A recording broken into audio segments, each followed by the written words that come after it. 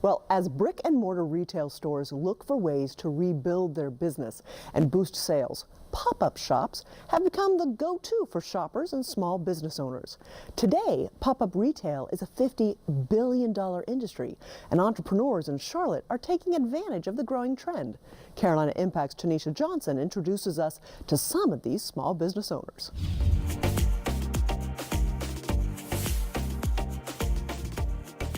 Shopping these days is usually fast and convenient, but not everyone wants to get in the express lane. Instead, they're choosing a different route, one with less crowds and a more personal and engaging experience. Pop-up shops, a somewhat new and very real platform in retail. It's a lot quieter than the mall, and you get to interact with people, which you don't generally get to do online, so I definitely prefer this. Although the short events featuring small businesses last anywhere from 30 minutes to a few days, shoppers like Sharon Goretzky prefer shopping here over big box stores because here there's handcrafted, vintage, and one-of-a-kind finds. I do shop online. What I like about this idea is that more it's local stuff, local artists also, and really like to support local businesses and especially local artists. And that's what makes pop-up retail so special. Local business owners giving customers a real shopping experience by taking the time to share their personal stories and the journey of making their products. That's coming up. I'm looking forward to Media personality and social media influencer John Wilson advocates and hosts his own annual pop-up market called Dudapalooza.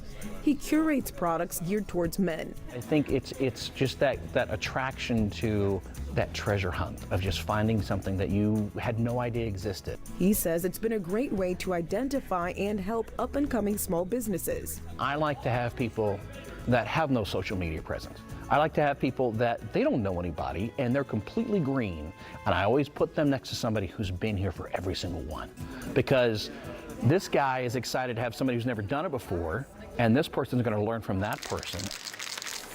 For skateboard designer Phoebe Teeters, Dudapalooza and other pop-ups have helped her to grow her business in a way that she could not have done on her own. It's definitely changed my life. Since she started selling her boards at galleries, skate events, and pop-ups, Teeters says she's gained new clientele and greater confidence in sharing her work as she connects with people.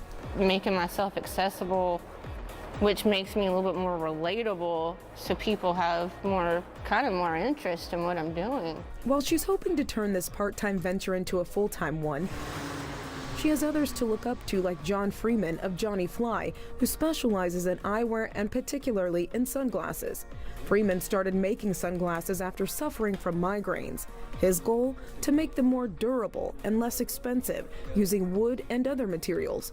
Although his journey began at his dining room table, it led to pop-up retail, which opened the door to so much more. And within a year, grew right into it, the business grew right into it. And now, just over a year later, he's living his dream of running his own store. You know, I still get chills. You know, I think a storefront was something passionately I always wanted. All my advisors and all the people who gave me a lot of help along the way were strongly against brick and mortar, but it was something I needed. While the company does most of its business online in European countries and the West Coast, Freeman says it doesn't compare to the one-on-one interaction he now enjoys as a vital part of his business. Having people come in and try stuff on and actually speaking to a customer versus online is so huge. I mean, the web is what got us started, but being able to do things here, it's invaluable. I mean, it's changed the way I design. It's changed the way I think about product design.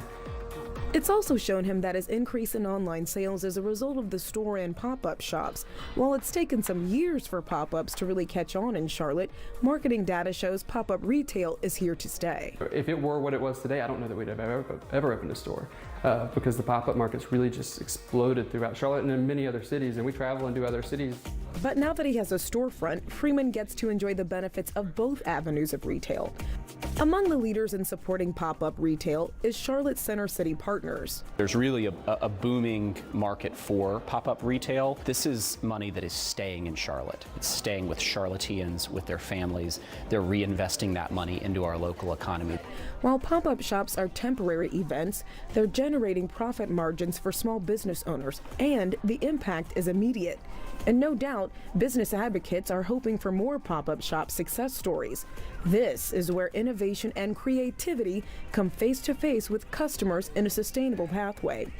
And as more pop-up retailers find success, it could end up adding to the brick and mortar traditional retail across the city. For Carolina Impact, I'm Tanisha Johnson.